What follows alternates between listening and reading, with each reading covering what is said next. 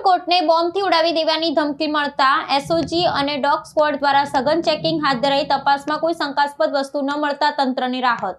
રાજકોટની જિલ્લા અદાલતને બોમ્બથી ઉડાવી દેવાની ધમકી ભર્યો ઈમેલ મળતા સુરક્ષા એજન્સીઓમાં દોડધામ મચી ગઈ હતી। આજે સવારે કોર્ટની કાર્યવાહી શરૂ થયાના થોડા સમય બાદ જ અદાલતના સત્તાવાર ઈમેલ આઈડી પર આ ધમકી મળી હતી, જેમાં કોર્ટ સંકુલમાં વિસ્ફોટક સામગ્રી હોવાનો દાવો કરવામાં આવ્યો હતો। આ ગંભીર ઘટનાની જાણ થતાં જ પોલીસનું ઉચ્ચ અધિકારીઓનો કાફલો તાત્કાલિક ઘટના સ્થળે પહોંચી ગયો હતો અને સુરક્ષા વ્યવસ્થા સઘન બનાવી દીધી હતી।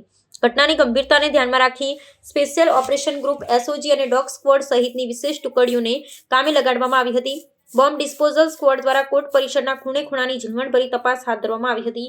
જોકે કલાકો સુધી ચાલેલી આ સઘન તપાસના અંતે કોર્ટ સંકુલમાંથી કોઈ પણ પ્રકારની શંકાસ્પદ વસ્તુ કે વિસ્ફોટક પદાર્થ મળી આવ્યો ન હતો, જેનાથી તંત્ર ને વકીલ આલમે રાહતનો દમ લીધો હતો। સુરક્ષા એજન્સીઓ દ્વારા સંપૂર્ણ ખાતરી કર્યા બાદ પરિસ્થિતિ સામાન્ય જણાતા કોર્ટની કાર્યવાહી નિયમ મુજબ રાબેતા મુજબ ચાલુ રાખવામાં આવી હતી।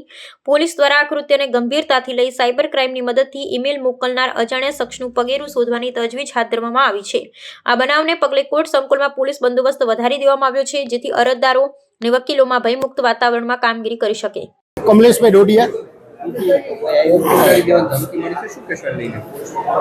આવી ધમકી વારે વારે મળતી હોય છે।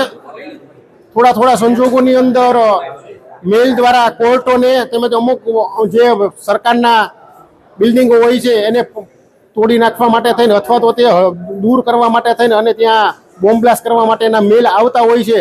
ગુજરાત રાજ્યના મુખ્યમંત્રી ભૂપેન્દ્રભાઈ પટેલ, નાયબ મુખ્યમંત્રી હર્ષભાઈ સંઘવી તેમજ સમગ્ર સરકાર દ્વારા કાયદો વ્યવસ્થાની જે ગુજરાતમાં બહુ સારી રીતે પરિસ્થિતિ ચાલી રહી છે, લોકોના જાનમાલનું જે રીતે રક્ષણ થઈ રહ્યું છે અને કાયદો વ્યવસ્થાની જે સારી પરિસ્થિતિ છે, એ સારી પરિસ્થિતિને સહન ન કરી શકતા તત્વો, જે આતંકવાદી તત્વો છે, એ પરિસ્થિતિ ડોળવા માટે થઈ અને ગુજરાતના લોકોને, ભારતના લોકોને ડરાવવા માટેના જે પ્રયત્નો કરી રહ્યા છે એની અમે નિંદા કરીએ છીએ। તમે ગમે એટલા પ્રયત્ન કરશો, ભારતની પ્રજાને, ગુજરાતની પ્રજા ડરવાની નથી। કાયદો વ્યવસ્થાની જે પરિસ્થિતિ છે એ બહુ સારી રીતે ચાલી રહી છે અને અમારે સરકારશ્રીને એક નમ્ર વિનંતી છે કે વારે વારે ટીખળ કરવાવાળા લોકો અને ગુજરાતને ડરાવવાવાળા લોકો છે એમને તાત્કાલિક ધોરણે પકડી અને એમની ઉપર સખતમાં સખત કાર્યવાહી કરવા માટે થઈ અને અમે વિનંતી કરીએ છીએ।